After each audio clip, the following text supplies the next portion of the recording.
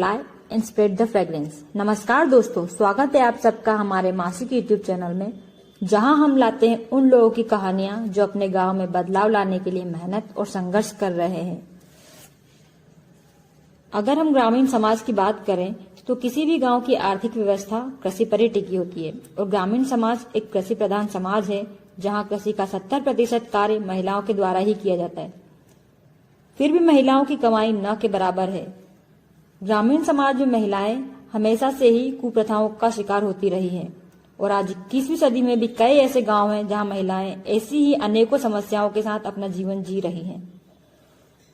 लेकिन आज हम आपसे हमारी एक ऐसी बहन की कहानी शेयर करना चाहते हैं जो इन कुप्रथाओं का सामना करते हुए भी अपनी मेहनत और लगन से आगे बढ़ी है और उनके जैसी अनेकों महिलाओं के लिए प्रेरणा का स्रोत बनी है। वो कहते हैं ना, जब नारी अपने ऊपर थोपी हुई बेड़ियों और कड़ियों को तोड़ने लगेगी तो विश्व की कोई शक्ति उसे रोक नहीं पाएगी। तो आइए मिलते हैं बहन संतोष से और जानते हैं उनकी कहानी। मेरा नाम संतोष भाई केवट है। मेरा पति का नाम ताराचंद जी केवट है और मैं गांव उड़ी की रहने वाली हूँ। मेरा बचपन के बारे में आपको बताना चाहती हूँ कि मेरा बचपन कैसे बीता है। मेरा बचपन बहुत कठिनाइयों से बीता हुआ है और जब मैं 2 साल की थी तभी मेरे पिताजी गुजर गए। मेरी माँ ने बहुत परेशानी से हमारो चारों भाई बहन को बड़ा किए और मैं 4वीं तक की पढ़ाई कर सकी। उसके बाद मेरी माँ बहुत गरीब थी, इसलिए मेरे को 15 साल में ही मेरी शादी कर दी। जब मेरी शादी करके ससुराल आई, मेरे पति भी मजदूरी करते थे। परिवार में हम 4 सदस्य हुए। एक तो हमारे पति, दूसरे नंबर पे हम, फिर हमारे 2 बच्चे। फिर भी हमारी स्थिति सही नहीं हुई। हमारे बच्चे को हम सही शिक्षा नहीं दे पाए। हमारे पास 1 बीघा जमीन थी, उसमें हम बारिश की फसल ही ले पाते थे। उसमें हमारा गुजारा नहीं होता था क्योंकि हमारे पास गर्मी के मौसम में पानी नहीं था, तो हमारा गुजारा नहीं होता था। इसीलिए हम भी मजदूरी करने के लिए जाने लग गए।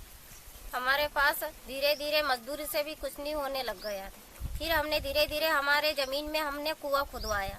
उसके बाद में हमने अच्छा सा पानी था। फिर उसके बाद में हमने सब्जियां लगानी शुरू करी।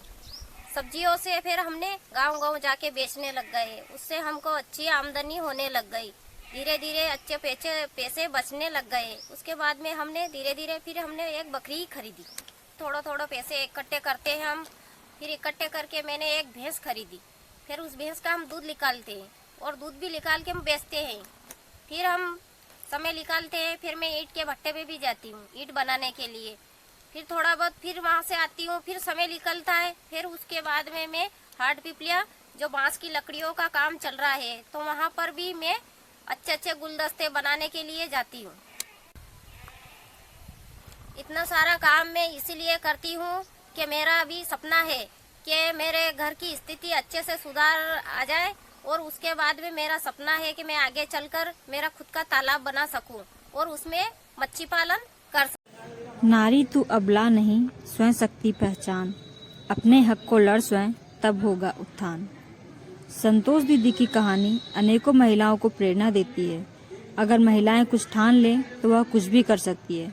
इन्हीं पंक्तियों के साथ हम आपसे विदा लेते हैं।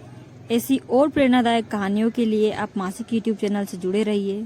मिलते हैं अगले वीडियो में।